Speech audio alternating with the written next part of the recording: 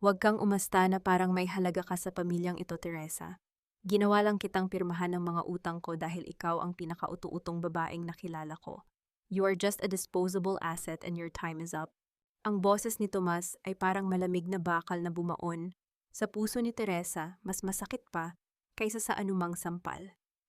Sa labas ng silid na iyon, naririnig ang masiglang tugtugan ng orkestra at ang tawanan ng mga elitistang bisita para sa kanilang ika-22 anibersaryo ng kasal.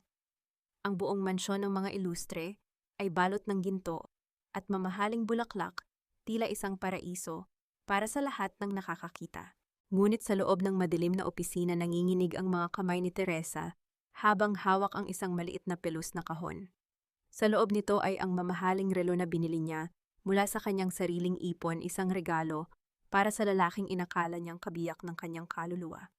Ang kabilang kamay niya naman ay mahigpit na nakahawak sa mga dokumentong nadiskubre niya sa ilalim ng kanilang kama, ang mga papel na nagpapatunay na ang lahat ng pag-aari ng kanyang yumaong mga magulang ay ipinangalan na ni Tomas sa sarili nitong mga utang.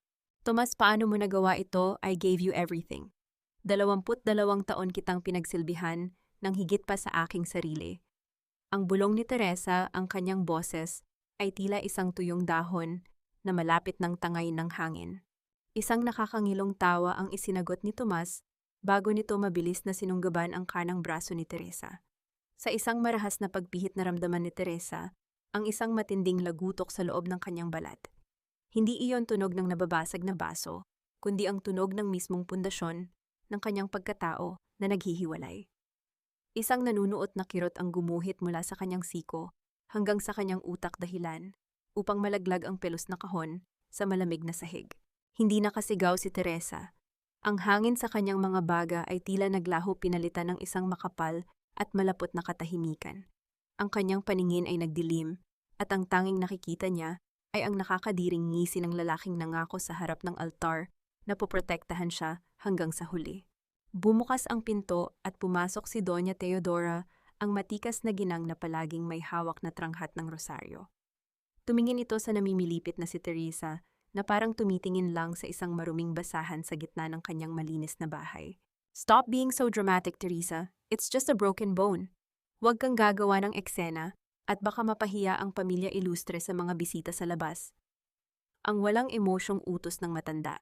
Lumapit ang Donya at marahas na hinablot ang mga dokumento mula sa nanghihinang kamay ni Teresa.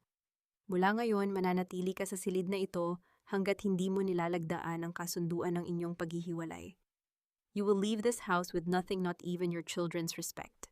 Mama, please, ang braso ko. Ang tanging nausal ni Teresa habang ang kanyang noo ay pinapawisan ng malapot at malamig. Don't call me mama, hindi tayo magkadugo. Sagot ni Teodora bago tinalikuran ang manugang. Lumabas ang dalawa at narinig ni Teresa ang pag-ikot ng susi mula sa labas. Naiwan si Teresa sa sahig, ang kanyang kanang braso ay nakalaylay sa kakaibang anggulo, tila isang sanga ng punong binasag ng malakas na bagyo. Ang bawat tibok ng kanyang puso ay nagdadala ng masidhing daluyong ng sakit sa kanyang katawan. Ngunit mas matindi ang hapdi ng bawat tawa at palakpakan na pumapasok mula sa awang ng pinto, ang selebrasyon ng isang kasal na isa palang mahabang gabi ng panlilinlang. Naramdaman niya ang malamig na metal ng kanyang krus na kuwintas sa kanyang dibdib. Doon sa loob ng maliit na imahen, nakatago ang huling baraha na tanging siya lang ang nakakaalam. Isang mapait na ngiti ang sumilay sa kanyang labi sa kabila ng luha.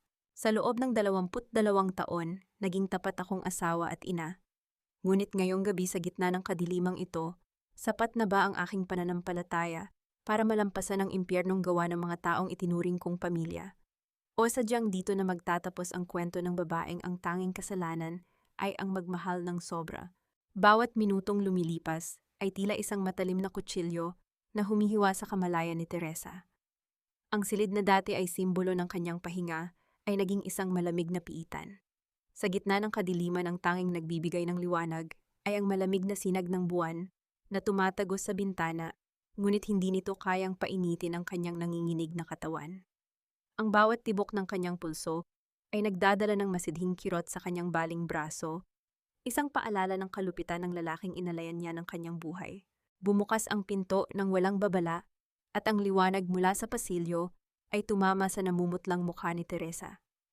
Pumasok si Doña Teodora, ang kanyang mga yapak ay dahan-dahan at puno ng awtoridad. Hawak pa rin niya ang kanyang tranghat, ang mga butil nito ay nagkikiskisan sa isa't isa, isang tunog na dati ay nagbibigay ng kapayapaan kay Teresa. Ngunit ngayon ay tila tunog ng kadena. Mama, ang doktor! Hindi ko na kaya ang sakit. Ang paos na pagsamo ni Teresa.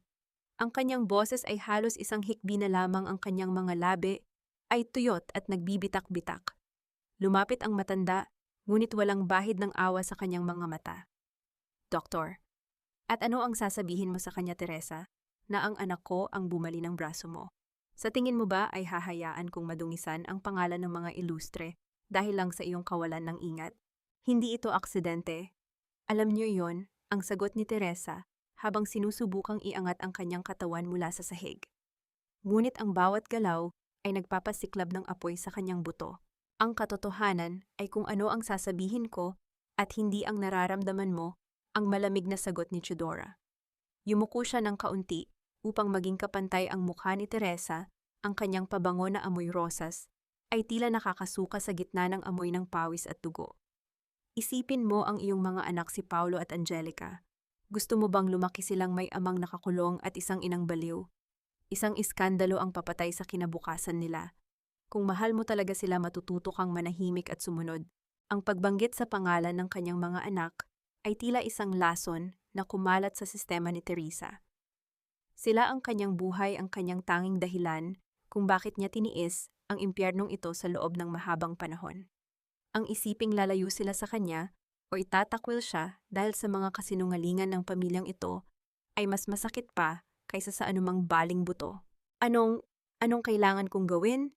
Ang tanong ni Teresa, ang kanyang espiritu, ay tila unti-unti nang nadudurog sa ilalim ng bigat ng banta ni Teodora. Isang puting papel ang inilapag ng Donya sa ibabaw ng maliit na mesa sa tabi ni Teresa.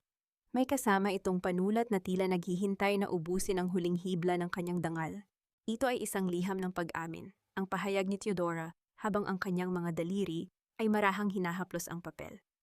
Dito mo isusulat na ikaw ay may lihim na pakikipagrelasyon sa ibang lalaki at ikaw ay nagpaplanong tumakas dala ang pera ng pamilya. Isusulat mo rin na ang iyong pinsala sa braso ay nakuha mo sa iyong pagtatangkang tumakas. Pirmahan mo ito at tatawag ako ng doktor. Pirmahan mo ito at hahayaan kitang umalis ng payapa. Nanlaki ang mga mata ni Teresa. Ang kanyang puso ay tila tumigil sa pagtibok. Isang kasinungalingan. Gusto niyo akong maging marumi sa mata ng lahat, pati sa mata ng mga anak ko. Ito lang ang paraan upang manatiling malinis ang pangalan ni Tomas. Ang sagot ng matanda habang tumatayo at naghahandang lumabas. Mayroon kang hanggang madaling araw para magdesisyon. Tandaan mo, Teresa, ang bawat minutong hindi ka pumipirma ay isang minutong lumalala ang pinsala sa iyong katawan. At kapag sumikat ang araw, hindi lang braso mo ang mawawala sa iyo, kundi ang karapatan mong makita muli ang iyong mga anak. Muling bumalik ang kadiliman nang isara ni Teodora ang pinto at ilock ito mula sa labas. Naiwan si Teresa na nakatingin sa puting papel na tila isang hatol ng kamatayan. Sa gitna ng katahimikan, narinig niya ang mahinang iyak ng hangin sa labas, tila nakikidalamhati sa kanyang kalagayan. Paano niya pipiliin ang kanyang katotohanan kung ang kapalit nito ay ang mismong mga taong nagbibigay ng kulay sa kanyang mundo? Kaya ba niyang mabuhay sa ilalim ng isang malaking kasinungalingan?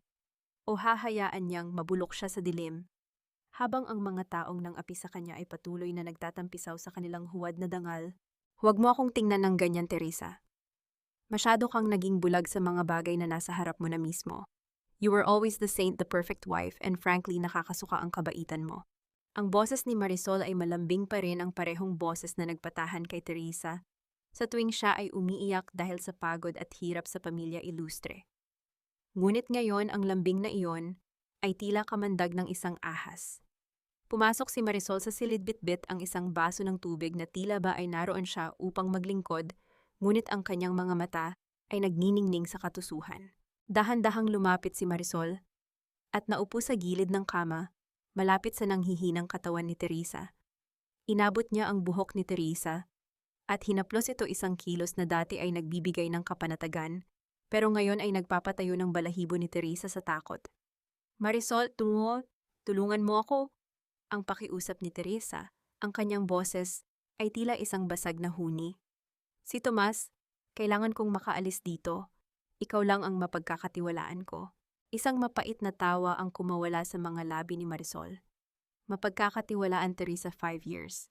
5 taon na kaming magkasama ni Tomas sa likod mo. Habang abala ka sa pagiging dakilang asawa at pag-aasikaso sa mga luho ni Doña Teodora, kami ni Tomas ay bumubuo na ng sarili naming mundo. Do you really think he loves you? You are just a shield, a social requirement para sa kanyang career. Ang bawat salitang binitawan ni Marisol ay tila isang kidlat na tumama sa gitna ng dibdib ni Teresa. Ang hapdi ng kanyang braso ay biglang naglaho, napalitan ng isang matinding pamanhid na bumalot sa kanyang buong pagkatao. Ang 5 taon ng pagkakaibigan ang mga sekretong ipinagtapat niya kay Marisol. Ang bawat gabing inisip niyang may kakampi siya, lahat ay isa palang malaking pagtatanghal. Bakit mo ginawa ito? Ang tanging nausal ni Teresa habang ang kanyang mga mata ay nananatiling nakapako sa mukha ni Marisol. Because I want everything you have, but I will do it better, Tate. Ang sagot ni Marisol habang tumatayo. Bigla niyang hinawakan ang gintong krus na nakasabit sa leeg ni Teresa. And speaking of things, nasaan na ang maliit na laruang itinatago mo rito? Sa isang marahas na paghila naramdaman ni Teresa ang pagkaputol ng kadena sa kanyang leeg. Mabilis niyang kinapa ang krus ngunit huli na. Binuksan ni Marisol ang likuran ng maliit na imahen at kinuha ang USB na naroon ang kanyang tanging ebidensya, ang kanyang tanging pag-asa para sa katarungan. Ito ba ang hinahanap mo? Akala mo ba ay hindi ko alam? Ako ang nagmamasid sa iyo, Teresa. Alam ko ang bawat kilos mo. Ang sabi ni Marisol habang iwinawagayway ang maliit na device. Ibibigay ko ito kay Doña Teodora. At bilang kapalit ako na ang tatayo sa tabi ni Tomas sa susunod na selebrasyon ng pamilyang ito, you're finished. Tumalikod si Marisol at naglakad patungo sa pinto bitbit ang huling sandata ni Teresa. Bago siya lumabas, lumingon siya at ngumiti ng napakatamis ang parehong naungiti na ginamit niya upang linlangin si Teresa sa loob ng kalahating dekada. Naiwan si Teresa sa gitna ng malamig na silid, ang kanyang leeg ay may bakas ng pagkakasakal mula sa naputol na kadena at ang kanyang puso ay tila isang basong nahulog at nadurog sa libu-libong piraso. Wala na ang kanyang ebidensya, wala na ang kanyang huling kakampi. Sa gitna ng kanyang pag-iisa, isang tanong ang paulit-ulit na umaalingaw-ngaw sa kanyang isipan. Kung ang mismong pag-ibig at pagkakaibigan ay isa palang patibong, mayroon pa bang puwang ang katotohanan sa mundong pinatatakbo ng kasinungalingan? O sadyang itinadhana na siyang mabaon sa limot kasama ng kanyang mga sugat? Wala kang puwang sa pamamahay na ito, Teresa. Ang isang babaeng katulad mo ay hindi karapat-dapat sa apelidong ilustre. You are a disgrace to this family, and today everyone will know the truth. Ang tinig ni Doña Teodora ay umaling-awngaw sa malawak na pasilyo ng mansyon, kasing talim ng mga kristal na chandelier na nakasabit sa kisame. 2 security guard ang pumasok sa silid at marahas na hinila si Teresa mula sa sahig. Ang bawat paggalaw ay nagpapadala ng kuryente ng sakit sa kanyang baling braso, ngunit mas matindi ang hapdi ng libu-libong mata ng mga katulong na nakatingin sa kanya habang kinakaladkad siya pababa ng engrandeng hagdanan. Mama, Paolo, is Angelica. Ang tawag ni Teresa sa kanyang mga anak na nakatayo sa dulo ng hagdanan. Umaasa siyang sa gitna ng unos na ito may isang kamay na hahawak sa kanya. Ngunit ang kanyang panganay na si Paolo ay umiwas ng tingin, ang kanyang mga kamao ay nakakuyom sa galit at hiya. At si Angelica, ang kanyang bunso, na dati ay hindi nakakatulog nang wala siya, ay tumingin sa kanya ng may halong pandidiri. Don't call us mom.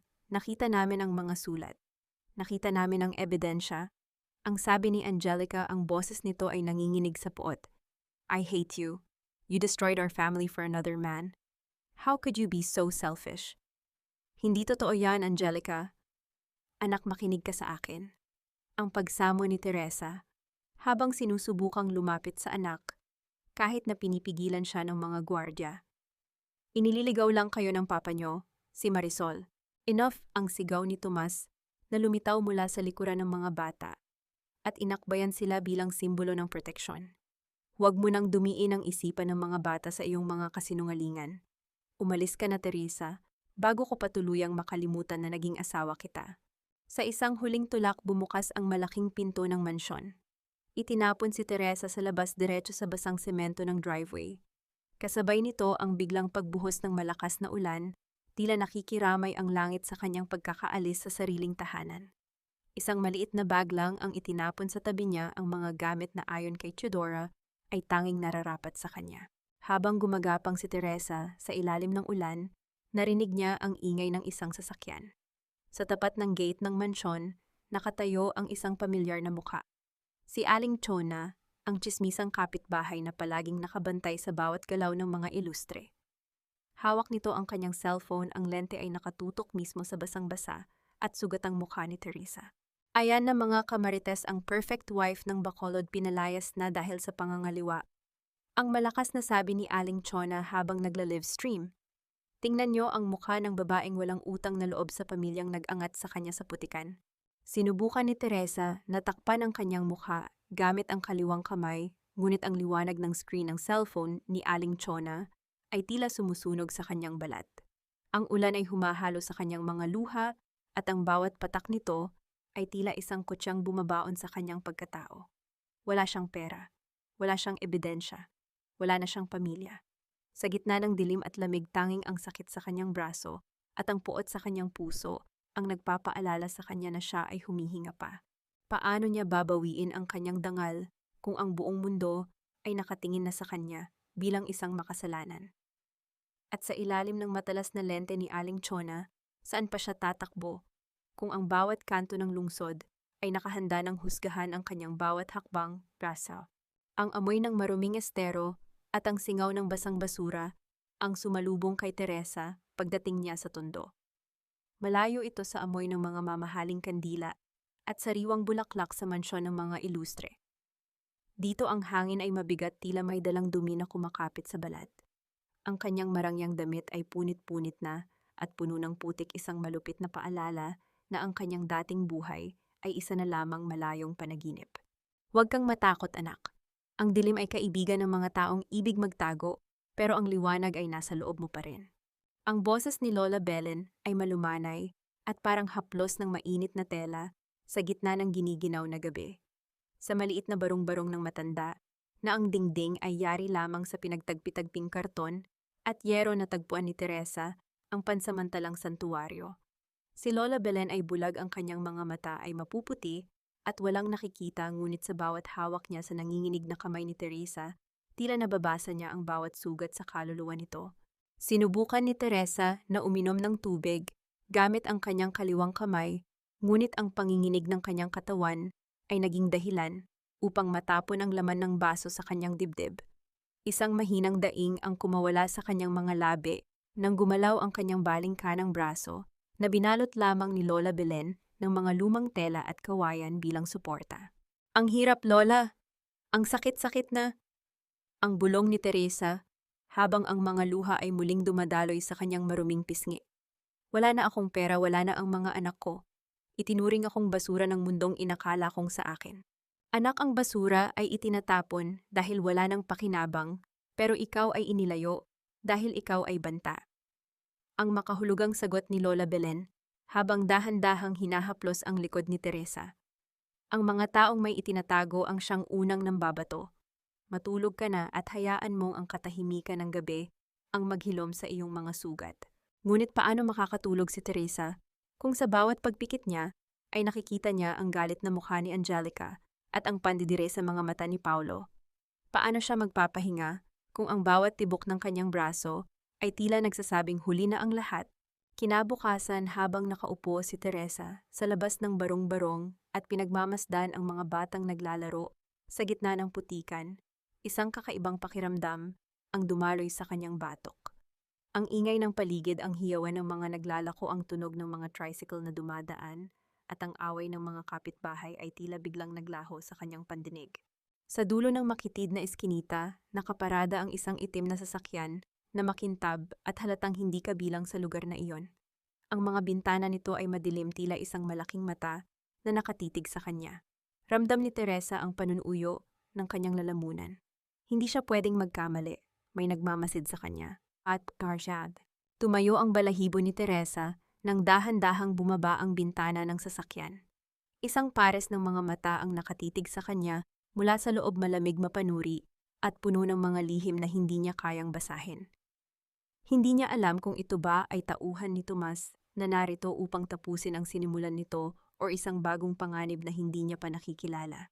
Bumilis ang tibok ng puso ni Teresa, ang kanyang hininga ay naging mababaw. Sino ang lalaking ito? At sa gitna ng kanyang pagtatago sa kailaliman ng tondo, paano siya nahanap ng isang taong tila nagmula sa mundong kanyang tinalikuran? Miss Ilustre, o mas nararapat bang tawagin kitang Teresa? Ang boses ng lalaki ay malalim baritono at may awtoridad na hindi mo karaniwang naririnig sa mga eskinita ng tondo. Lumabas siya mula sa itim na sasakyan, suot ang isang dekalidad na barong na tila kumikinang sa gitna ng maputik na paligid. Ang kanyang bawat hakbang ay maingat, iniiwasan ang mga kanal, ngunit ang kanyang mga mata ay hindi kumukurap habang nakatitig kay Teresa. Sino ka? Kung pinadala ka ni Tomas para tapusin ako, gawin mo na. Ang sabi ni Teresa habang pilit na itinayo ang kanyang sarili at pilit na itinago ang kanyang baling braso sa likuran ni Lola Belen. Ang kanyang boses ay nanginginig, hindi sa takot kundi sa pagod na dulot ng walang katapusang pag-uusig. I am Attorney Lorenzo at hindi ako pinadala ni Tomas Ilustre. Ang sagot ng lalaki habang humihinto sa harap ni Teresa. May distansya pa rin sila, isang distansyang puno ng pag-aalinlangan. Sa katunayan, I've been watching your case. Ang ginawa nila sa iyo sa harap ng media, ang pagpapaalis sa iyo sa sarili mong pamamahay. It's a classic move of a family trying to hide a rotting secret. Lawyer, wala akong pera para sa inyo. Wala akong matitira kahit para sa pagkain ko bukas. Ang mapait na tugon ni Teresa.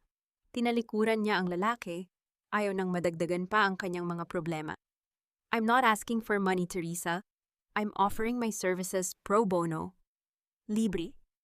Ang mabilis na hirit ni Lorenzo. Gusto kong bawiin mo ang lahat ng kinuha nila sa iyo, ang dangal mo, ang mga anak mo, at ang yaman na nararapat sa iyo. I want to help you burn their kingdom down brick by brick. Napatigil si Teresa. Lumingon siya at tiningnan ng maigi ang lalaki. May kakaiba sa mga mata ni Lorenzo, isang apoy na hindi lang galing sa profesionalismo kundi mula sa isang malalim at personal na galit. Isang damdamin na pamilyar kay Teresa. Bakit mo gagawin ito para sa isang babaeng hindi mo naman kilala? Anong makukuha mo sa pakikipag-away sa mga ilustre?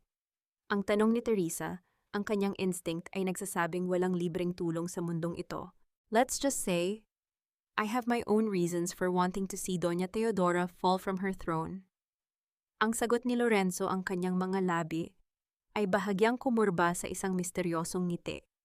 Here, take my card, pag-isipan mo, pero huwag kang magtagal dahil ang oras ay hindi na pabor sa iyo. Inabot ni Lorenzo ang kanyang pitaka upang kumuha ng business card. Sa pagbukas nito, isang lumang piraso ng papel ang bahagyang nalaglag mula sa loob. Mabilis na yumuko si Teresa upang pulutin ito bago pa man madikitan ng putik. Ngunit nang makita niya ang imahe sa litrato, tila tumigil ang pag-ikot ng mundo ni Teresa. Isang vintage na litrato ng isang napakagandang babae noong kabataan nito, suot ang isang pamilyar na kwintas ng krus. Walang duda iyon si Doña Teodora Ilustre noong dalaga pa ito. Ang ekspresyon sa mukha ng matanda sa litrato ay puno ng kagalakan malayo sa halimaw na nakilala ni Teresa. Bakit may ganitong litrato ang isang estrangherong abogado? Bakit tila iniingatan ni Lorenzo ang alaala ng babaeng nais niyang pabagsakin? Akin na yan, ang mabilis at medyo marahas na pagbawi ni Lorenzo sa litrato. Ipinasok niya itong muli sa kanyang pitaka at mabilis na nag-iwas ng tingin. Tumawag ka sa akin kapag handa ka na. Sumakay si Lorenzo sa kanyang sasakyan at mabilis na umalis, iniwan si Teresa sa gitna ng usok at alikabok ng tondo. Ang kanyang puso ay punong-puno ng katanungan. Ang pag-asa ba ay dumating na? O isa lang itong bagong uri ng bitag na mas mapanganib kaysa sa dati? Sino ba talaga si Lorenzo sa buhay ng pamilyang sumira sa kanya? Temptides. Hindi sapat ang sulyap lang sa isang litrato para makilala ang isang tao, Teresa. Ang nakikita mong kagalakan sa mukha ng babaeng iyan ay isang malaking kasinungalingan na binayaran ng dugo at luha. Ang boses ni Lorenzo ay narinig ni Teresa sa likuran niya habang siya ay naglalakad sa gitna ng siksikang palengke ng Tondo. Bitbit ni Teresa ang isang maliit na plastik ng mga gulay, ang kanyang baling braso ay nakatali pa rin sa kanyang dibdib, sumasabay sa bawat paghinga niya ng mainit at malansang hangin. Lumingon siya at nakita ang abogado na nakasandal sa isang poste malayo sa kanyang marangyang sasakyan, tila pilit na nakikihalo sa ingay at gulo ng paligid. Bakit mo siya itinatago sa pitaka mo? Ang tanong ni Teresa, ang kanyang boses ay puno ng pagduda. Kung nais mo siyang pabagsakin, bakit tila iniingatan mo ang kanyang alaala?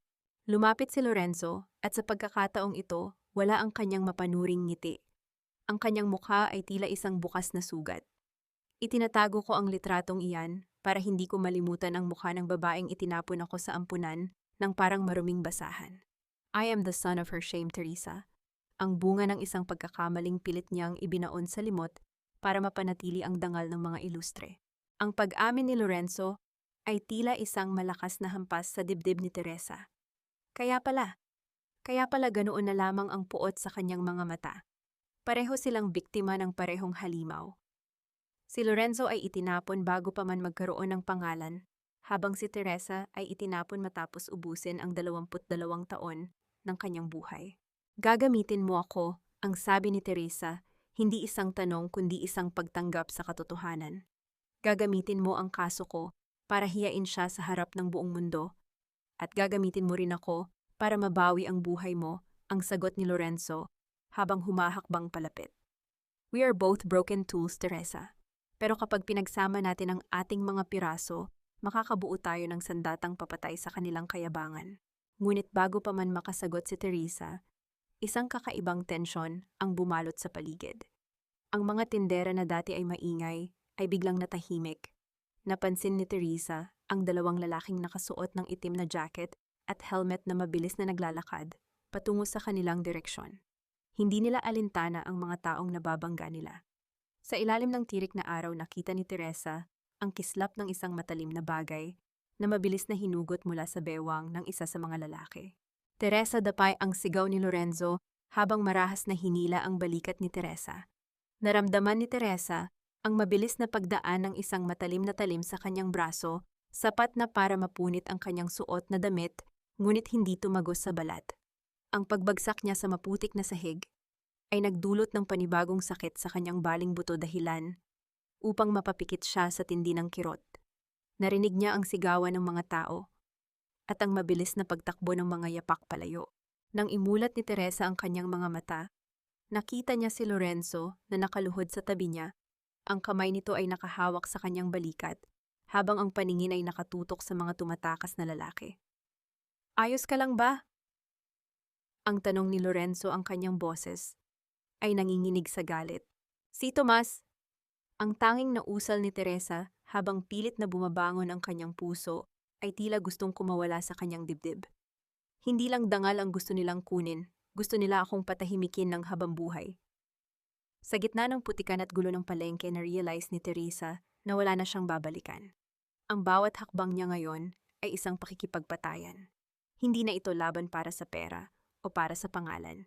Ito ay laban para sa kanyang huling hininga. Huwag mo akong hawakan. Nakakasuka ang amoy mo at mas nakakasuka ang mukha mo. You are a disgrace to our name. At sana hindi na lang ikaw ang naging ina ko. Ang boses ni Angelica ay tumagos sa pandinig ni Teresa na parang isang libong karayom na sabay-sabay na bumaon sa kanyang puso. Nakatayo si Teresa sa labas ng gate ng paaralan ng kanyang anak, suot ang isang kupas na blusa at tsinelas na may bakas pa ng putik mula sa tondo. Ang kanyang baling braso ay nakabalot pa rin sa maruming tela, isang imahe ng kahirapan na pilit na iniiwasan ng mga mararangyang magulang na naroon. Sa kanyang nanginginig na kaliwang kamay, hawak ni Teresa ang isang maliit na balot ng pastillas, ang paboritong matamis ng kanyang anak, na binili niya gamit ang huling barya mula sa kanyang paglalako ng basahan. Gusto niya lang makita ang anak.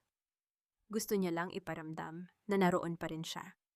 Ngunit ang pag-ibig na baon niya ay sinalubong ng isang pader ng puot. Naramdaman ni Teresa ang pagbabara ng kanyang lalamunan. tila may malaking bato na nakaharang doon na pumipigil sa kanyang bawat hininga. Ang kanyang mga mata ay nanlalabo at ang paligid ay unti-unting umiikot. Ang pastillas na hawak niya ay dahan-dahang nalaglag sa semento na dumihan at nayurakan ng mga sapatos ng mga taong dumadaan, tila ba simbolo ng kanyang sariling pagkatao sa mata ng kanyang pamilya. Angelica, anak, pakinggan mo ako. Ang mga nakita mo, ang mga nabasa mo, lahat iyon ay gawa-gawa lang ng papa mo. Ang pagsamo ni Teresa habang sinusubukang abutin ang kamay ng anak. Ngunit bago pa man dumapo ang kanyang mga daliri sa balat ni Angelica, isang mabilis at malakas na pagtama ng palad ang naramdaman ni Teresa sa kanyang kaliwang pisngi. Ang lakas ng sampal ay nagdulot ng isang matinding ugong sa kanyang pandinig at ang kanyang ulo ay tumagilid sa tindi ng impact. Hindi ang sakit ng pisngi ang nagpadapa sa kanya, kundi ang katotohanang ang sarili niyang dugo at laman ang gumawa nito sa kanya sa harap ng maraming tao. Umalis ka na, mamatay tao ka sa dangal ng pamilyang ito. Ang huling sigaw ni Angelica bago ito tumalikod at tumakbo papasok sa paaralan, iniwan ang kanyang ina na nakaluhod sa matigas na semento. Naramdaman ni Teresa ang panunuyo ng kanyang buong katawan. Ang bawat tibok ng kanyang puso ay tila isang tambol na nagpapaalala sa kanya ng kanyang kabiguan bilang ina. Ang mga tao sa paligid ay nagsimulang magbulungan, ng ilan ay kumukuha ng video gamit ang kanilang mga cellphone, tila nag-aabang sa susunod na kabanata ng kanyang pagbagsak. Dahan-dahang inangat ni Teresa ang kanyang ulo. Sa hindi kalayuan, nakita niya ang isang itim na sasakyan na pamilyar sa kanya. Sa loob nito, nakita niya ang anino ni Tomas na nakatingin sa kanya mula sa madilim na bintana. May hawak itong baso ng alak, tila ipinagdiriwang ang bawat luha na pumapatak mula sa mga mata ni Teresa. Isang tahimik na tagumpay para sa lalaking sumira sa kanyang buhay. Kung ang sarili mong anak ay naniniwala na ikaw ay isang halimaw, may halaga pa ba ang ipaglaban ang katotohanan? O sadyang ang pinakamataas na uri ng paghihiganti ay ang hayaan silang mabulag sa dilim hanggang sa sila na mismo ang magmakaawa para sa liwanag. Tadkahats. Ang bawat talulot ng mga puting rosas na nasa harap ni Teresa ay tila mga patak ng lason na dahan-dahang pumapatay sa kanyang huling hibla ng katatagan. Ang mga rosas na ito, ang paborito niyang bulaklak sa loob ng 22 taon, ay lanta na ang mga gilid nito ay kulay kape at tuyot, tila ba sumasalamin sa kanyang sariling kalagayan sa ilalim ng bubong ni Lola Belen. May kalakip na maliit na card ang mga bulaklak. Ang sulat kamay ay pamilyar, elegante at puno ng mapait na panunudyo. Happy anniversary again, Teresa. I hope you're enjoying your new mansion in Tondo. Huwag kang mag-alala, the children are finally happy. Mas masaya sila ngayong wala ka nang idinudulot na kahihiyan sa kanila. Just sign the papers and I'll make sure you don't rot in jail. Naramdaman ni Teresa ang panlalamig ng kanyang mga dulo ng daliri. Ang gaslighting ni Tomas ay tila isang malapot na usok na bumabalot sa kanyang lalamunan. Pinipilit siyang maniwala na siya nga ang may kasalanan sa lahat ng ito. Sa bawat talulot ng lanta na rosas may nakasulat na isang salita gamit ang pulang tinta: adultera, sinungaling, baliw, basura. Anak, huwag mong hayaang pumasok ang kanyang tinig sa iyong kaluluwa. Ang marahang paalala ni Lola Belen habang naririnig ang mabilis at mababaw na paghinga ni Teresa. Ang mga salitang iyan ay hindi salamin ng iyong pagkatao, kundi salamin ng kanyang kadiliman. Ngunit hindi lang si Tomas ang nanggigipit. Inabot ni Teresa ang lumang cellphone na ipinahiram sa kanya ni Lorenzo. Doon bumungad sa kanya ang isang bagong post ni Marisol sa social media. Isang litrato ni Teresa na nakuhanan ni Aling Chona, ang kanyang hitsura na madungis ang kanyang braso na may benda at ang kanyang mga mata na puno ng pait. Ang caption ni Marisol ay puno ng mapagkunwaring awa. It's so heartbreaking to see a friend fall this low. Pero ito ang bunga ng pagtalikod sa pamilya para sa pansariling pagnanasa. We are praying for your healing, Teresa. Sana ay pagsisihan mo ang lahat ng nagawa mo kay Tomas at sa mga bata. Yung mga komento sa ilalim ng post ay tila mga kagat ng aso. Dapat lang sa kanya yan. Mahiya ka naman, Teresa. Ang kapal ng mukha. Naramdaman ni Teresa ang pag-akyat ng asido sa kanyang sikmura. Ang bawat salita ay tila isang sampal na hindi natatapos. Gusto niyang sumigaw, gusto niyang ipagsigawan ang katotohanan Ngunit ang kanyang tinig ay tila nawala sa gitna ng ingay ng mundong pilit siyang ibinabaon. Sa gitna ng kanyang pagkapit sa gilid ng mesa, upang hindi matumba, biglang nag-vibrate ang cellphone sa kanyang kamay. Hindi ito si Lorenzo. Ang numero ay hindi nakarehistro at binubuo lamang ng mga kakaibang digit. Nanginginig na pinindot ni Teresa ang answer at idiniin ang telepono sa kanyang tainga. Sa kabilang linya, isang boses ng lalaki ang narinig niya, mababa, mabilis at puno ng kaba. Mrs. Ilustre, huwag kang magsasalita, makinig ka lang. Ako ang dating driver ni Marisol. May itinatago siyang kopya ng mga video sa kanyang lumang apartment sa Cavite. Ang mga video na magpapatunay na siya ang nagnakaw ng USB mo at ang ebidensya ng relasyon nila ni Tomas bago pa man ang anibersaryo nyo. Naghahanap sila ng paraan para itapon ka ng tuluyan, pero may hawak akong alas na hindi nila alam. Sino ka, bakit mo ito ginagawa? Ang bulong ni Teresa, ang kanyang puso, ay tila isang tambol na mabilis ang pagpalo. Dahil sinira rin nila ang buhay ko katulad ng ginagawa nila sa iyo, ang sagot ng boses, bago biglang naputol ang linya. Naiwan si Teresa na nakatulala sa kawalan. Isang pag-asa ba ito o isa na namang bitag na inihanda ni Tomas upang tuluyan siyang iligaw? Sa gitna ng lanta ng mga rosas at ng pangungutya ng buong mundo, meron pa bang isang aninong handang tumulong sa kanya o ito na ang simula ng isang mas madugong kabanata ng kanyang paglalakbay? Akala nila sa pagkakuha ng USB na iyon, kinuha na rin nila ang aking dila at ang aking kakayahang lumaban. Pero hindi nila alam ang isang inang nagtiis ng 22 taon ay natutong magtanim ng binhi sa gitna ng tagtuyot. Ang bulong ni Teresa ay halos hindi marinig sa gitna ng ingay ng malakas na ulan na humahampas sa bubong na yero ni Lola Belen.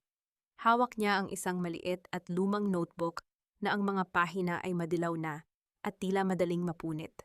Sa loob nito ay mga sulat kamay na numero at mga pet sa mga detalye ng bawat sentimong pinalabas at ipinasok sa mga account ng pamilya Ilustre. Sa kabilang dako ng maliit na mesa, nakaupo si Lorenzo, ang kanyang mukha ay balot ng pagod at pagkadismaya. Teresa, kailangan natin ng higit pa sa mga sulat kamay na ito. Sa korte, ang mga digital na dokumento ang may bigat. Ang USB na ninakaw ni Marisol, yun sana ang ating alas. Ngayon parang bumalik tayo sa simula. Isang tipid na ngiti ang sumilay sa mga labi ni Teresa. Isang ngiti na hindi umabot sa kanyang mga mata, ngunit puno ng determinasyon. Lorenzo, sa tingin mo ba, ay itataya ko ang lahat sa isang maliit na device na madaling makuha? Alam ko kung sino ang aking kinakalaban. Alam ko kung gaano kabilis ang mga kamay ni Marisol at kung gaano katuso si Tomas. Dahan-dahang inabot ni Teresa ang kanyang kaliwang kamay sa ilalim ng suot na blusa. Mula sa loob ng tahi ng kanyang laylayan, kinuha niya ang isang manipis na piraso ng papel na nakabalot sa plastic. Naglalaman ito ng isang login credential at isang mahabang serye ng mga code. Bago pa mangyari ang gabing iyon, bago pa ako harapin ni Tomas sa opisina, nakipagkita ako sa isang dating opisyal ng Bureau of Internal Revenue, si Mr. Reyes. Siya ang accountant na tinanggal ni Doña Teodora 10 taon na ang nakalilipas dahil sa labis na katapatan. Ang kwento ni Teresa habang inilalatag ang papel sa harap ni Lorenzo. Lahat ng ebidensyang nakita ko, lahat ng dokumento ng kanilang ghost projects, ay nai-upload ko na sa isang secure cloud server na si Mr. Reyes mismo ang nag-set up.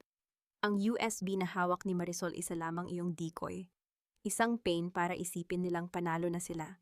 Nanlaki ang mga mata ni Lorenzo. Ang pagkamangha ay mababakas sa kanyang mukha habang tinitingnan ang matapang na babaeng nasa harap niya. Ang biktima ay naging mangangaso na. Mayroon tayong access sa lahat, Lorenzo. Ang tunay na ebidensya ay hindi hawak ni Marisol, kundi nakatago sa isang lugar na hindi nila kailanman maiisip na pasukin.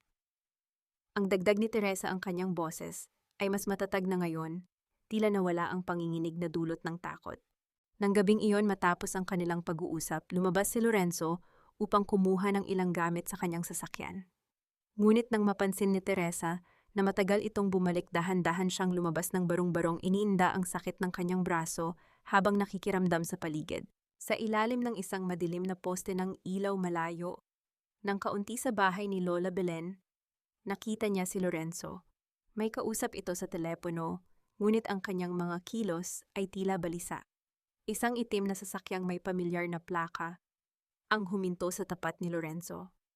Mula sa loob nito, isang lalaking nakasuot ng barong ang personal na tauhan at kanang kamay ni Doña Teodora ay bumaba at may iniabot na isang makapal na envelope kay Lorenzo. Naramdaman ni Teresa ang biglang paglamig ng kanyang sikmura. Ang kagalakang naramdaman niya kanina ay biglang napalitan ng isang mapait na hinala. Bakit nakikipagkita si Lorenzo sa tauhan ng kanyang biyenan sa gitna ng gabi? Bakit may palitan ng envelope na nagaganap sa dilim? Ang tiwala na pilit niyang binuo sa loob ng ilang araw ay tila isang bahay na yari sa baraha na handa ng gumuho sa isang ihip ng hangin. Habang pinagmamasdan niya ang pag-alis ng sasakyan at ang pagbabalik ni Lorenzo na may dalang envelope, isang tanong ang bumulaga sa kanyang isipan. Sino ba talaga ang kakampi niya sa digmaang ito? Or sadyang lahat ng tao sa paligid niya ay may presyo at siya na naman ang nakatakdang magbayad? Magkano, Lorenzo, magkano ang halaga ng katotohanan para sa iyo? Ang boses ni Teresa ay kasing lamig ng hanging pumapasok sa pagitan ng mga yero. Nakatayo siya sa bungad ng pinto ng barong-barong, ang kanyang mga mata ay nakatitig sa envelope na hawak ni Lorenzo. Ang ulan ay tumitila na, ngunit ang bawat patak na nahuhulog mula sa bubong ay tila nagbibigay ng bigat sa katahimikang namamagitan sa kanila. Napatigil si Lorenzo. Hindi siya agad nakasagot at ang kanyang mga mata ay panandaliang nag-iwas ng tingin bago muling tumuon sa mukha ni Teresa. Teresa, hindi ito ang iniisip mo. This is not about money. Nakita ko ang tauhan ni Doña Teodora, Lorenzo. Nakita ko kung paano mo tinanggap ang bagay na iyan sa dilim. Ang sabi ni Teresa, habang humahakbang palabas, hindi inirinda ang putik na dumidikit sa kanyang mga paa. Inakala ko na pareho tayo ng pinagdadaanan. Inakala ko na ikaw ang aking magiging boses. Pero tila ba pati ang boses mo ay may presyo na rin. Isang mapait na buntong hininga ang kumawala kay Lorenzo. Binuksan niya ang envelope at kinuha ang mga laman nito, hindi pera, kundi mga lumang dokumento at isang kupas na sertipiko. Ito ang aking presyo, Teresa. Ang sagot ni Lorenzo, ang kanyang boses, ay nanginginig sa pinaghalong galit at pait. Ito ang birth certificate na nagpapatunay na ang dakilang Doña Teodora Ilustre ay nagkaroon ng anak sa isang draper noong kabataan niya. Ito ang katotohanang pilit nilang binayaran para manatiling nakatago sa selyadong envelope na ito. Lumapit si Lorenzo at ipinakita kay Teresa ang papel. Sinubukan nilang bayaran ako para tumahimik at umalis na ng bansa. Ang envelope na ito ay puno ng mga pangako ng marangyang buhay sa ibang bansa, kapalit ng pagtalikod ko sa kaso mo at sa aking pagkatao. They want to buy my silence just like how they bought your 22 years of service. Naramdaman ni Teresa ang unti-unting paghupa ng kanyang hinala na palitan ng isang matinding awa para sa lalaking nasa harap niya. Si Lorenzo ay hindi lang abogado, siya ay isang buhay na ebidensya ng pagkakamali ng mga ilustre na pilit nilang ibinabaon sa limot. Gusto nilang gamitin ang aking galit para paalisin ako, ang pagpapatuloy ni Lorenzo, habang marahas na ibinabalik ang mga papel sa loob ng envelope. Pero nagkamali sila. Gagamitin ko ang bawat papel na ito para hilahin sila pababa mula sa kanilang mga trono. Tiningnan ng diretso ni Teresa si Lorenzo. Sa pagkakataong ito, wala nang pag-aalinlangan sa kanyang mga mata. Inabot niya ang kamay ni Lorenzo at hinawakan ito ng mahigpit, hindi bilang isang biktima, kundi bilang isang kapantay. Gagamitin mo ang galit mo at gagamitin ko ang aking sakit. Ang deklarasyon ni Teresa, ang kanyang boses, ay puno ng awtoridad na hindi niya kailanman na ipakita noong nasa mansyon pa siya. Pero tandaan mo ito, Lorenzo, hindi ako ang iyong armas. Hindi ako ang quarry na gagamitin mo para lang makaganti sa iyong ina. Ako ang may-ari ng digmaang ito at ako ang magdidikta kung kailan at paano sila babagsak. Ang pagbabagong ito sa disposisyon ni Teresa ay tila nagbigay ng panibagong lakas kay Lorenzo. Ngunit sa gitna ng kanilang pagkakaisa, isang anino ang gumalaw sa dulo ng eskinita.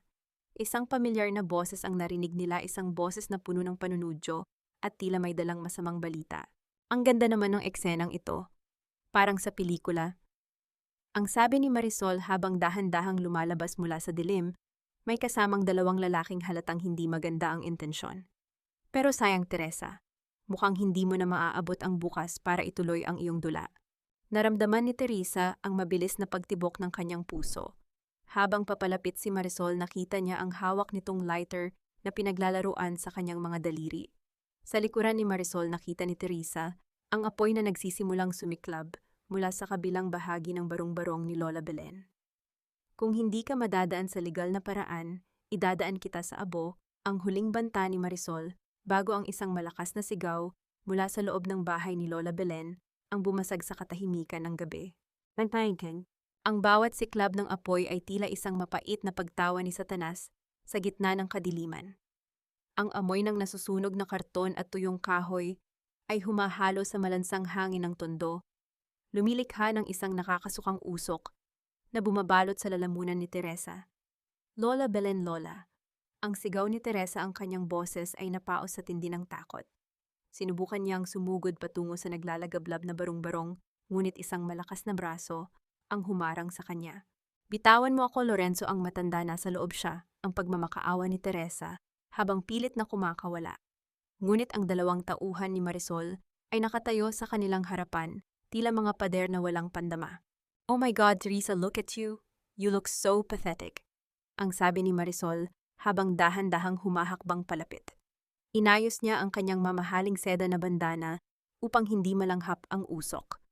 Isang bulag na matanda para sa isang pilay na babae. Perfect combination. Bagay sa iyo ang amoy ng sunog na pangarap. Wala kang puso, Marisol, isang inosenteng matanda ang idinamay mo.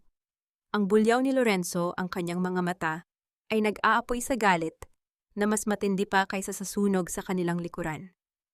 "Business is business, Attorney Pom," ang sagot ni Marisol sabay ngisi. "At ang business ko ay siguraduhing walang matitira sa inyo," ni alaala ni Abo. Sa isang iglap, binitawan ni Lorenzo si Teresa at mabilis na sumisid sa gitna ng nagbabagang pinto ng barong-barong. Hindi alintana ng abogado ang panganib, ang tanging nasa isip niya ay ang matandang nagbigay ng bubong sa babaeng unti-unti nang nagkakaroon ng puwang sa kanyang puso. Naiwan si Teresa na nakaharap kay Marisol. Sa liwanag ng apoy, nakita ni Teresa ang mga alahas na suot ni Marisol, ang gintong pulseras na dati ay pag-aari ng kanyang lola, ang singsing na regalo sa kanya ni Tomas noong ika-10 anibersaryo nila. Ang mga bagay na yon na dati ay simbolo ng pag-ibig ay tila mga maruruming uling sa paningin ni Teresa. "Maaaring masunog mo ang bahay na ito, Marisol." Ang bulong ni Teresa, ang kanyang boses, ay biglang naging mahinahon, isang katahimikang mas nakakatakot kaysa sa sigaw. "Maaaring makuha mo ang lahat ng material na bagay na meron ako, pero ang pananampalataya ko, hindi iyan kayang abutin ng apoy mo." Lumapit si Marisol at dinuraan ang paanan ni Teresa. "Faith won't feed you, Teresa. Faith won't give you back your children. Goodbye, loser." Sumakay si Marisol sa kanyang sasakyan at mabilis na humarurot palayo, iniwan ang paligid na puno ng kaguluhan. Ilang sandali pa lumabas si Lorenzo mula sa gumuguhong bahay, pasanang nanghihinang katawan ni Lola Belen. Ang buhok at damit ng abogado ay may mga bakas ng paso at ang kanyang mukha ay itim na sa uling. Inilatag nila si Lola Belen sa semento malayo sa init. Ang matanda ay bahagyang dumilat, ang kanyang mga puting mata ay tila naghahanap ng liwanag sa gitna ng kanyang kadiliman. "Anak, Teresa?" Ang mahinang tawag ni Lola Belen. Inabot ni Teresa ang kamay ng matanda. "Huwag kang umiyak. Ang bahay ay yari lang sa lupa. Pero ang iyong dangal ay yari sa bituin. Huwag kang susuko." Iyon ang huling salitang binigkas ni Lola Belen bago ito tuluyang nawalan ng malay. Sa gitna ng abo at usok, nakita ni Teresa ang isang maliit na bagay sa tabi ng kamay ni Lola Belen, isang maliit na devotional na card ni San Judas Tadeo, ang patron ng mga desperadong kaso. Bahagyang sunog ang mga gilid nito, pero ang mukha ng santo ay nananatiling malinaw. Dahan-dahang tumayo si Teresa. Ang kanyang baling braso ay kumikirot, ang kanyang puso ay nagdurugo, at ang kanyang mundo ay muling gumuho. Ngunit sa pagkakataong ito, hindi siya iiyak. Sa harap ng nasusunog na barong-barong sa tapat ng simbahan ng Quiapo, na natatanaw sa malayo, isang panata ang binuo ni Teresa. "Diyos ko, kung ito ang huling pagsubok na kailangan kong lampasan, tanggap ko ang bulong niya sa langit." Pero simula sa sandaling ito, tapos na ang oras ng pagtitiis. Oras na para sila naman ang makaramdam ng init ng impyernong kanilang sinimulan. Habang papalapit ang tunog ng mga bumbero, isang tanong ang naiwan sa isipan ni Lorenzo. Habang nakatingin kay Teresa, may hangganan ba ang tatag ng isang babaeng wala nang natitira, kundi ang kanyang galit at isang sunog na dasal? O ito na ang simula ng isang paghihiganting walang sino man ang makakapigil? Ang silid ng hukuman ay tila isang malawak at malamig na kabaong na gawa sa makintab na kahoy at semento.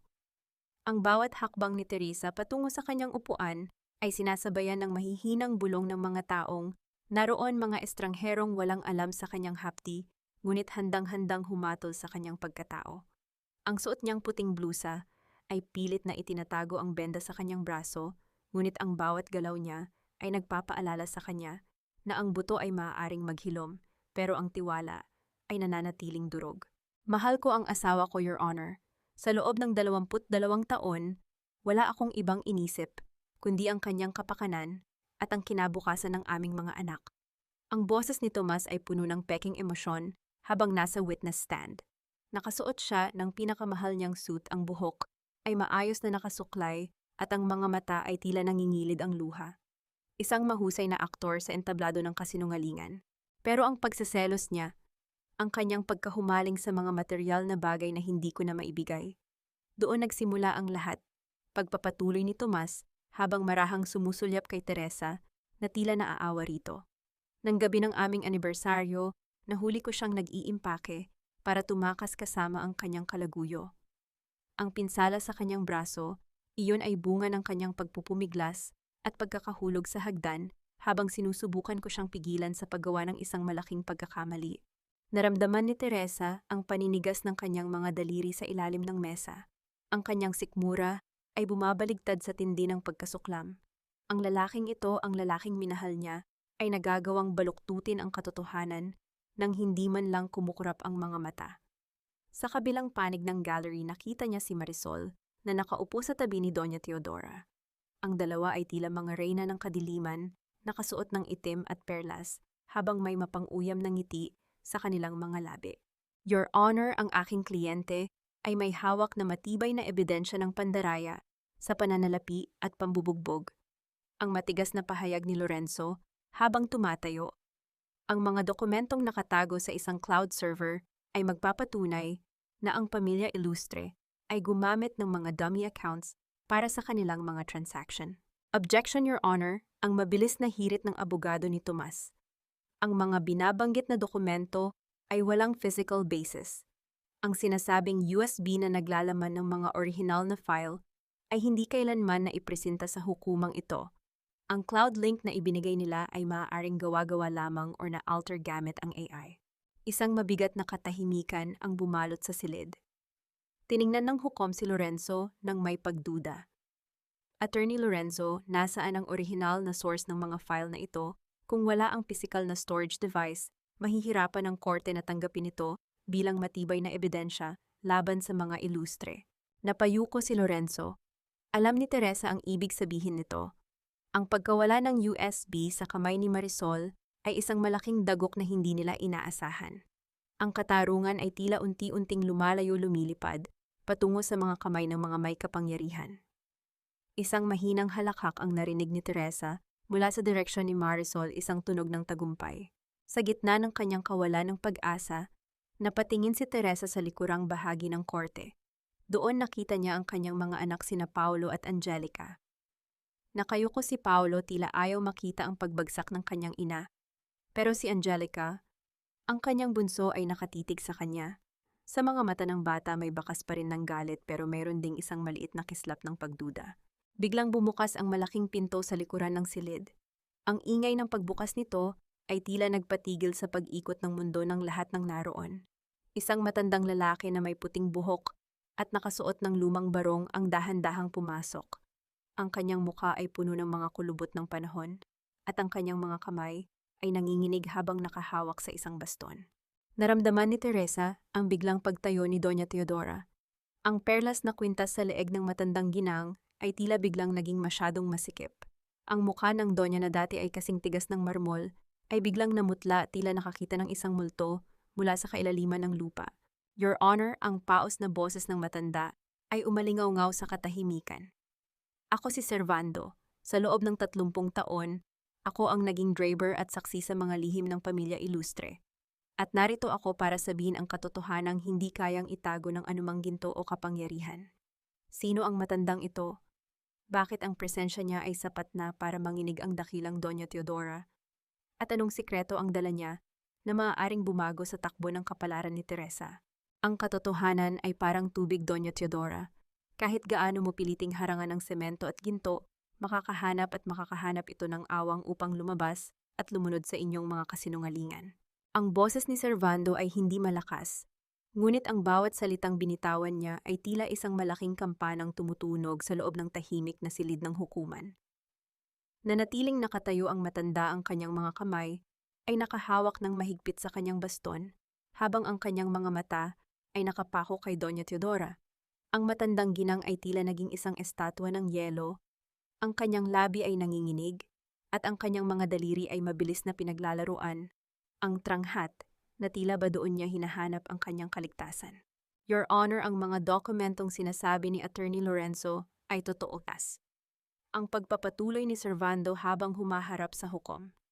Sa loob ng maraming taon, ako ang inutusang magdala ng mga itim na bag na puno ng pera sa iba't ibang probinsya para sa mga ghost projects ng pamilya Ilustre. Ako ang nakasaksi kung paano nila nilinlang ang gobyerno at ang sarili nilang mga kasosyo. At ang USB na sinasabi ninyo, hindi iyon nawawala. Narito ang mga resibo ng mga transaction na hindi nila kailanman naisip na itatago ko. Inilabas ni Servando ang isang lumang sobre mula sa kanyang bulsa. Sa sandaling iyon, naramdaman ni Teresa ang biglang pagdaloy ng hangin sa kanyang mga baga. Ang katarungan ay hindi na isang malayong panaginip. Ito ay narito na sa anyo ng isang matandang driver na may malinis na konsensya. Objection. This witness is unreliable. He's just a disgruntled former employee. Ang sigaw ng abogado ni Tomas, ngunit ang kanyang boses ay puno na ng kaba. Denied. Ang malamig na sagot ng hukom. Ipursige ang pagtanggap sa mga ebidensya. Habang sinusuri ng korte ang mga papel, biglang bumukas ang pinto sa gilid at pumasok ang 3 lalaking nakasuot ng barong at may dalang mga opisyal na dokumento. Sila ay mga kinatawan mula sa Bureau of Internal Revenue, BIR. Ang katahimikan sa silid ay naging nakakabingi. Your Honor, narito kami upang maghain ng formal na ulat ang pahayag ng nangungunang opisyal. Dahil sa mga dokumentong natanggap namin mula sa isang cloud server na may mataas na antas ng seguridad, nagsagawa kami ng biglaang audit sa lahat ng ari-arian ng Ilustre Group of Companies. Ang mga natuklasan namin ay sapat na upang sampahan ng kasong tax evasion at large-scale fraud ang pamilyang ito. Narinig ni Teresa ang isang mahinang iyak mula sa kabilang panig. Si Marisol ay nakatakip na ang muka, ang kanyang balikat ay nayayanig sa takot. Alam ng babaeng ito na kapag bumagsak ang mga Ilustre, kasama siyang kakaladkarin sa kailaliman ng bilangguan. Mabilis siyang tumayo at sinubukang lumapit kay Tomas, ngunit tila hindi na siya kilala ng lalaki. Tomas, gawin mo ang paraan. Sabi mo ay protektado tayo. Ang hysterical na sigaw ni Marisol, ang kanyang boses, ay umalingaw-ngaw sa buong korte. Tumahimik ka, Marisol. Wala akong kinalaman sa mga pinagsasabi mo. Ang bulyaw ni Tomas, ang kanyang mukha, ay kasing pula na ng kamatis sa tindi ng galit at takot. Ang kanyang maskara ng pagiging perfect husband ay tuluyan ng nagkapit pira-piraso. Humarap si Tomas kay Teresa, ang kanyang mga mata ay nanlilisik tila isang hayop na nasukol sa isang sulok. Ikaw ang gumawa nito. 22 taon, kitang binigyan ng marangyang buhay, at ito ang isusukli mo sa akin. Isang traidor ka, Teresa. Isang walang utang na loob na babae. Ang tanging utang ko sa iyo, Tomas, ay ang 22 taon na hinayaan kong tapakan mo ang aking pagkatao. Ang sagot ni Teresa, ang kanyang boses, ay kalmado at puno ng dignidad. Ngunit ang utang na iyon ay bayad na. Bayad na ng bawat luhang pumatak sa aking mga mata at ng bawat butong binalian mo. Binalian, nararapat lang sa iyo iyon. Ang biglang pagsabog ni Tomas, hindi na niya mapigilan ang kanyang dila sa tindi ng emosyon. Dapat lang na binali ko ang braso mo ng gabing iyon para hindi mo na nagawang magnakaw ng mga dokumento. Kung nakinig ka lang sana, hindi tayo aabot sa ganito. You deserved that pain, Teresa. You deserved every second of it. Isang malakas na pagsinghap ang narinig mula sa gallery. Ang lahat ng tao kabilang na ang hukom ay nakatingin kay Tomas nang may halong pandidiri. Ang pag-amin ay lumabas na sa kanyang sariling bibig nang hindi kinakailangan ng anumang puwersa. Hindi lang iyon nakita ni Teresa si Lorenzo na nakataas ang kanyang cellphone. Ang buong eksena ay naka-livestream sa libu-libong tao na nanonood online. Ang perfect gentleman ng Bacolod ay isa palang marahas na halimaw. Narinig ni Teresa ang isang matinding paghikbi mula sa likuran. Lumingon siya at nakita si Paulo na nakatakip ang mukha habang si Angelica ay nakatitig sa kanyang ama na parang nakakita ng isang hindi kilalang nilalang. Ang katotohanan ay masakit, tila isang matalim na kutsilyo na humihiwa sa kanilang pamilya, ngunit ito ang tanging paraan upang sila ay lumaya. Tomas Ilustre, dahil sa iyong kusang loob na pag-amin sa pananakit sa iyong asawa at sa mga ebidensyang inihain ng BIR at ng saksi, ang hukumang ito ay naguutos ng iyong agarang pag-aresto, ang matigas na hatol ng hukom. Lumapit ang mga pulis kay Tomas. Sa gitna ng kaguluhan, nakita ni Teresa si Doña Teodora na dahan-dahang napaupo sa kanyang upuan, ang kanyang mga mata ay nakatitig sa kawalan, habang ang kanyang tranghat ay nalaglag sa sahig at nagkalat ang mga butil nito. Ang imperyong binuo nila sa ibabaw ng mga bangkay at kasinungalingan ay tuluyan ng gumuho sa loob lamang ng isang oras. Naramdaman ni Teresa ang isang kamay na humawak sa kanyang balikat. Si Lorenzo, iyon ang kanyang mga mata, ay puno ng paghanga at isang uri ng kapayapaan na matagal na niyang hinahanap. Tapos na, Teresa. Ang gabi ay tapos na, ang bulong ni Lorenzo. Tumayo si Teresa ng tuwid. Ang sakit sa kanyang braso ay tila biglang naglaho na palitan ng isang magaan na pakiramdam na tila ba ang lahat ng bigat ng nakalipas na 2 dekada ay kinuha na ng hangin. Habang pinapanood niyang kinakaladkad si Tomas at Marisol palabas ng korte, isang huling tingin ang ibinigay niya kay Doña Teodora. Ang reyna ay wala ng korona, wala ng trono, at wala ng mga anak na titingala sa kanya.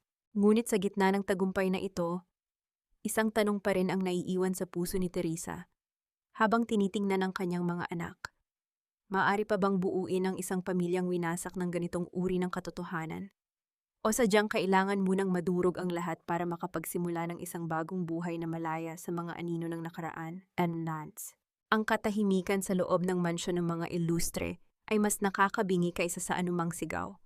Wala na ang mga masasayang tugtugan, wala na ang amoy ng mamahaling alak, at wala na ang mga plastik ng ngiti ng mga bisita. Ang tanging naririnig ay ang mahina at paulit-ulit na paghagis ng mga butil ng tranghat sa sahig, habang si Doña Teodora ay nakaupo sa kanyang paboritong silya sa gitna ng malawak na sala. Ang kanyang mga mata ay nakatitig sa malaking larawan ng pamilya na nakasabit sa pader, ngunit ang kanyang paningin ay tila nasa ibang dimension. Hindi ito maaari. Ang aking pangalan, ang aking dangal. Ang paulit-ulit na bulong ng matanda, ang kanyang boses, ay tila isang tuyong dahon na hinahampas ng hangin. Bumukas ang malaking pinto ng mansyon nang walang pasintabi. Pumasok si Lorenzo, bitbit ang isang makapal na folder ng mga legal na dokumento. Ang bawat tunog ng kanyang sapatos sa makintab na marmol ay tila isang martilyo na nagpapako sa kabaong ng kapangyarihan ng mga Ilustre. Sa likuran niya, ilang mga opisyal ng korte at mga tauhan ng bangko ang nakasunod handang gawin ang kanilang tungkulin. Doña Teodora, tapos na ang oras ng pagpapanggap. Ang malamig na pahayag ni Lorenzo habang humihinto sa harap ng matanda. Ang mansyong ito, ang lahat ng lupain, at maging ang mga account na inakala ninyong ligtas, ay formal na nang nakumpiska ng gobyerno at ng mga bangko para sa inyong mga utang at kaso ng pandaraya. Dahan-dahang inangat ni Teodora ang kanyang ulo. Tiningnan niya si Lorenzo ng may halong puot at pagkalito. Sino ka ba talaga? Bakit mo ginagawa ito sa amin? Gusto niyo talagang malaman, ang sagot ni Lorenzo, habang lumalapit at yumuyuko, para tignan ang matanda ng mata sa mata. Ako ang batang iniwan ninyo sa pintuan ng isang ampunan sa Bacolod. 35 taon na ang nakalilipas. Ako ang bahid na pilit ninyong ibinaon para manatiling malinis ang inyong pangalan. At ngayon ang bahid na iyon ang siyang magbubura sa inyong buong kasaysayan.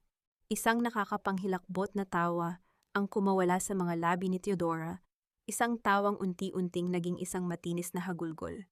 Ang kanyang isipan na dati ay kasing talas ng patalim, ay tila biglang bumigay sa ilalim ng bigat ng katotohanan.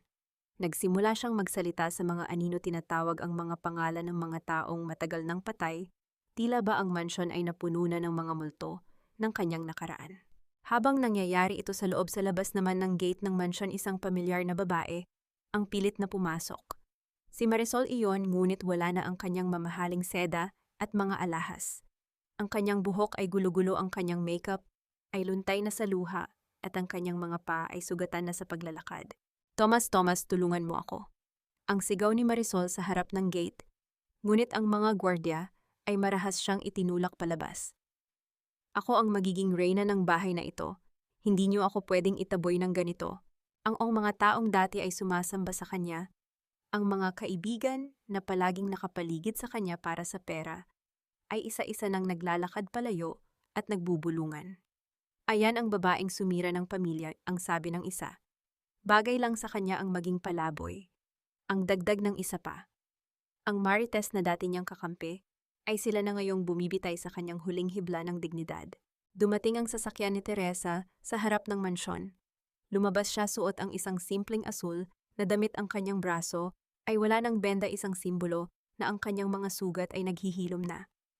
Nakita niya si Marisol na nakaluhod sa putikan, umiiyak at nagmamakaawa. Saglit na tumigil si Teresa sa tapat ni Marisol. Walang galit sa kanyang mga mata, tanging isang malalim at malamig na awa. Ang trono na pilit mong ninakaw, Marisol, ay gawa pala sa abonan, ang mahinahong sabi ni Teresa. Sana ay mahanap mo ang kapayapaan sa gitna ng iyong pag-iisa, dahil sa mundong ito, wala nang matitira sa iyo, kundi ang iyong sariling mga kasinungalingan. Hindi na lumingon pa si Teresa. Pumasok siya sa mansyon para sa isang huling layunin. Sa loob, nakita niya ang kanyang mga anak na sina Paulo at Angelica na nakatayo sa isang sulok, takot at nalilito sa pagbagsak ng kanilang mundo. Lumapit si Teresa sa kanila. Sa pagkakataong ito, hindi siya lumapit bilang isang biktima, kundi bilang isang kanlungan. Ngunit bago pa man siya makapagsalita, isang malakas na tunog ng pagbagsak ng kristal ang narinig mula sa itaas na palapag, ang kwarto ni Doña Teodora. Napatakbo sila patungo sa itaas. Doon nakita nila ang matanda na nakatayo sa balkonahe. Ang kanyang puting buhok ay hinahampas ng hangin, habang itinapon niya ang lahat ng kanyang mga alahas sa ibaba. Tila ba ang mga gintong iyon ay mga maruming bato na lamang. Ang kanyang mga mata ay nanlilisik at nakatitig sa kawalan. Ang gabi ay paparating na, at wala nang ilaw na magliligtas sa atin. Ang huling bulong ni Teodora, bago siya tuluyang napaupo sa sahig, na wala na sa kanyang sariling katinuan. Ang imperyo ng mga ilustre ay pormal nang gumuho. Ngunit sa gitna ng mga guho, naramdaman ni Teresa ang isang maliit na kamay na humawak sa kanyang palad. Si Angelica iyon, ang kanyang mga mata ay puno ng luha at pagsisisi. Mommy, sorry po, ang bulong ng bata. Niyakap ni Teresa ang kanyang anak nang mahigpit, ang unang tunay na yakap. Matapos ang mahabang gabi ng paghihigante, ngunit habang nilalasap niya ang sandaling iyon, isang tanong ang pumasok sa isipan ni Lorenzo habang pinapanood sila mula sa pinto. Tapos na nga ba ang laban ngayong wala na ang mga kalaban? O dito pa lamang magsisimula ang tunay na hamon ng pagbubuo ng isang buhay na matagal nang nawasak? Ang pinakamahirap na bahagi ng pagbangon ay hindi ang pagtayo mula sa pagkakasubsob, kundi ang pagtingin sa mga mata ng mga taong naging dahilan ng iyong pagkadapa. Sa loob ng isang maliit ngunit maliwanag na apartment sa labas ng maingay na sentro ng Bacolod, pinagmamasdan ni Teresa ang kanyang kanang braso. Wala na ang benda, at bagaman may bahagyang peklat na naiwan sa balat, nararamdaman na niya ang daloy ng lakas sa kanyang mga daliri. Ang bawat hilom ng kanyang laman ay tila isang dahan-dahang pagbubukas ng bagong pahina sa kanyang buhay. Narinig niya ang marahang pagkatok sa pinto. Hindi na ito ang marahas na kalabog ni Tomas o ang awtoritadong pagpalo ni Doña Teodora. Ito ay isang mahinhin at tila nag-aalinlangang katok. Nang buksan ni Teresa ang pinto, bumungad sa kanya sina Paulo at Angelica. Nakayuko ang dalawa, bitbit ang ilang piraso ng gamit na natira mula sa mansyon, ngunit ang pinakamabigat nilang dala ay ang pagsisisi na mababakas sa kanilang mga mukha. Mom, we brought some of your old books. Iyon lang ang naisalba namin bago tuluyang selyuhan ang bahay. Ang sabi ni Paulo, ang kanyang boses ay nanginginig. Iniiwasan niyang tumingin ng diretso sa kanyang ina, tila ba ang kanyang sariling kahihiyan ay masyadong mabigat para dalhin. "Thank you, Paulo," ang sagot ni Teresa. "Pasok kayo." Naupo ang magkapatid sa maliit na sofa.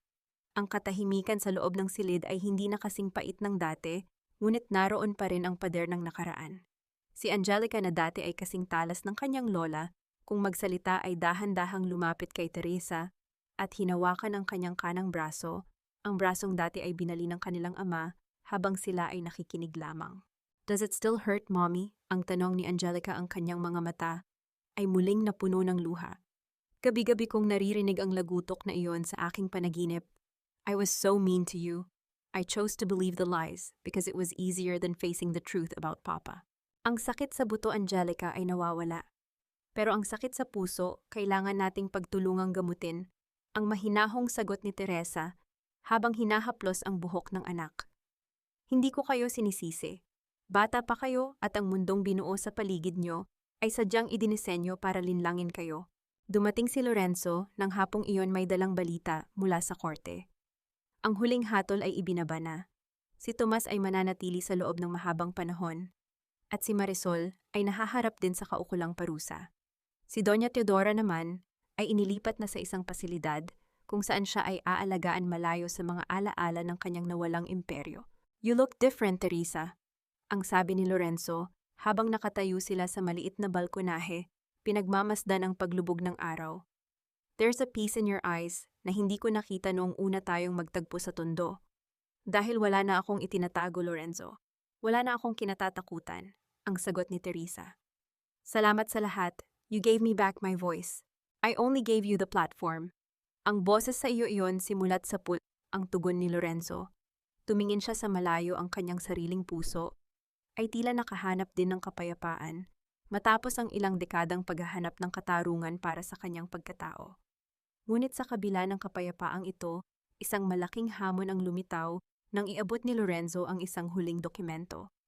Ito ay ang formal na petisyon para sa pagpapalit ng apelido ni Paulo at Angelica. "The children want to drop the name Ilustre, Teresa. Gusto nilang dalhin ang apelido mo noong dalaga ka pa. They want to start fresh as your children, not as heirs of a fallen dynasty," ang paliwanag ni Lorenzo. Napatigil si Teresa. Ang pagtalikod sa pangalang Ilustre ay nangangahulugan ng tuluyang pagbubura sa huling koneksyon nila sa kanilang ama. Tumingin siya sa loob ng apartment kung saan nagtatawanan na ang kanyang mga anak habang nag-aayos ng mga gamit. Handa na ba silang talikuran ang lahat ng kanilang kinagisnan para sa isang bagong simula? O ang pangalang ito ay mananatiling isang multong susunod sa kanila habang buhay, gaano man sila kalayo tumakbo. Ang bawat hampas ng alon sa pampang ng Dumaguete ay tila isang marahang bulong ng kalikasan. Isang paalala na ang dagat sa kabila ng tindi ng bagyo ay palaging bumabalik sa kanyang katahimikan. Ang hangin dito ay amoy asin at kalayaan malayo sa amoy ng luma at madidilim na sikreto ng mansyon sa Bacolod. Nakatayo si Teresa sa tapat ng isang maliit na puting gusali na may karatula sa harap, "Bahay Teresa, Kanlungan ng Pag-asa." Ito ang kanyang bagong mundo, isang pundasyong binuo niya mula sa mga labi ng kanyang nakaraan, layuning magbigay ng proteksyon sa mga kababaihang nakaranas ng karahasan sa loob ng sarili nilang tahanan. Ang kanyang kanang braso ay malaya ng gumagalaw habang inaayos niya ang mga bulaklak sa pasilyo. Ang bawat galaw ay puno ng grasya at kasiguruhan. "Mom, ang mga bata sa daycare ay naghihintay na sa iyo. Gusto nilang marinig ang kwento tungkol sa ibon na muling nakalipad," ang tawag ni Angelica. Nakasuot ang dalaga ng simpleng uniforme ng volunteer, ang kanyang mukha ay maliwanag at malayo sa puot na dati ay bumabalot sa kanya. Hindi na siya si Angelica Ilustre. Siya na ngayon ay si Angelica Santos, dala ang apelido ng kanyang ina noong dalaga pa ito. "Susunod na ako, anak," ang sagot ni Teresa nang may matamis na ngiti. Lumingon si Teresa nang makita niya ang isang pamilyar na bulto ng lalaki na naglalakad patungo sa kanya mula sa dalampasigan. Si Lorenzo suot ang t-shirt at maong malayo sa kanyang mga mamahaling barong at suit. May dala siyang isang maliit na shell na napulot niya sa buhangin. "Narinig ko na opisyal na ang pagbubukas ng Bahay Teresa bukas," ang sabi ni Lorenzo habang humihinto sa tabi ni Teresa. You've come a long way from that rainy night in Tondo. Tayong dalawa, Lorenzo, ang tugon ni Teresa. Kumusta ang pagbisita mo sa pasilidad? Kumusta ang chapeau? Bahagyang nag-iwas ng tingin si Lorenzo. Ang donya ay nananatiling tahimik. Minsan ay tinatawag niya ang iyong pangalan, minsan ay kinakausap niya ang mga anino. Wala na siyang maalala sa kanyang yaman o kapangyarihan. Siguro iyon ang paraan ng langit para bigyan siya ng kapayapaang hindi niya nahanap noong nasa katinuan pa siya. At si Tomas, noang tanong ni Teresa ang kanyang boses, ay wala nang bakas ng takot, tanging isang malalim na pagtanggap sa kapalaran. Nananatili siya sa likod ng mga rehas, kasama si Marisol sa kabilang panig ng katarungan. Ang kanilang mga pangalan ay naging babala na lamang sa lahat, ang sagot ni Lorenzo. Tumingin siya kay Teresa, ang kanyang mga mata ay puno ng paghanga. Teresa, ang kaso ay tapos na. Ang katarungan ay nakamit na natin. Ano na ang plano mo para sa iyong sarili? Tumingin si Teresa sa malawak na abot-tanaw kung saan ang langit at dagat ay nagtatagpo. Naramdaman niya ang init ng araw sa kanyang balat. Gusto ko munang maging Teresa, hindi asawa ng isang ilustre, hindi biktima ng isang krimen. Gusto ko munang makilala ang babaeng nawala sa loob ng 22 taon. Gusto kong ituro sa aking mga anak na ang pag-ibig ay hindi dapat nakakasakal. At ang katarungan ay hindi laging tungkol sa paghihigante, kundi tungkol sa pagbawi sa sarili. I respect that, ang sabi ni Lorenzo habang iniaabot ang shell kay Teresa. Pero tandaan mo, narito lang ako. Hindi bilang abogado mo kundi bilang isang taong nakasaksi sa paglipad ng isang phoenix mula sa abo. Naglakad si Lorenzo palayo. Iniwan si Teresa na mag-isa sa balkonahe. Hinawakan ni Teresa ang shell at idiniin ito sa kanyang puso. Sa sandaling iyon, ang huling hibla ng pait ay tuluyan ng tinangay ng hanging dagat. Ang huling hampas ng alon sa pampang ng Dumaguete ay hindi lamang pagtatapos ng isang masakit na paglalakbay, kundi ang simula ng isang payapang bukas para kay Teresa. Ang dagat ay naging saksi sa kanyang muling pagkabuo, kung saan ang bawat lamat ng nakaraan ay hinugasan na ng katarungan at pag-asa.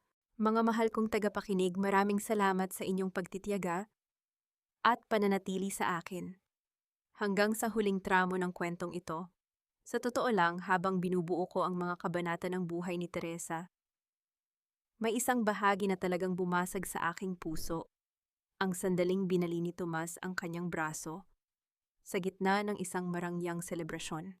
Ramdam ko ang lamig ng sahig at ang tindi ng pagtataksil, na tila ba ako mismo ang nasa loob ng madilim na silid na iyon. Ang bawat salitang inyong napakinggan ay hango sa mga totoong hibla ng buhay pinag-isipan, ng malalim at nilikha, ng may pagpupugay sa katatagan ng bawat babaeng patuloy na lumalaban. Tulad ng shell na napulot ni Lorenzo, ang ating pagkatao ay maaaring mabasag sa ilalim ng mabibigat na hakbang ng kapalaran. Ngunit ang bawat lamat nito ay nagpapakita lamang ng ating tunay na ganda sa gitna ng malalakas na alon. Sa inyong palagay, sapat na ba ang naging kaparusahan para sa pamilya? Ilustre, kung kayo ang nasa kalagayan ni Teresa, pipiliin niyo rin bang talikuran ang lahat ng inyong kinagisnan para sa isang bagong simula, o mas pipiliin ninyong manatili sa anino ng inyong pinagmulan? Nais ko ring itanong, nasaan kayo ngayon habang pinapakinggan ang kwentong ito? Siguro ay nag-aayos kayo ng bahay, nagluluto para sa hapunan, o marahil ay nagpapahinga matapos ang isang nakakapagod na araw. Ibahagi ninyo sa amin ang inyong mga nararamdaman o kahit isang maikling karanasan sa comment section sa ibaba. Dahil dito sa ating komunidad, palaging may taong handang makinig at umunawa. Huwag niyo ring kalimutang i-like at i-share ang video na ito upang mas marami pa tayong pusong maabot at mabigyan ng inspirasyon. Dalangin ko ang inyong kapayapaan at lakas ng loob na isulat ang inyong sariling tadhana. Hanggang sa muli nating pagkikita sa susunod na kwento. Pamagat ng kwento, gabi ng paghihiganti. Ang paglayag ng pusong sugatan. Paalala, ang lahat ng mga tauhan at sitwasyon sa kwentong ito ay katang-isip lamang nilikha para sa layuning magbigay aliw at maghatid ng positibong mensahe.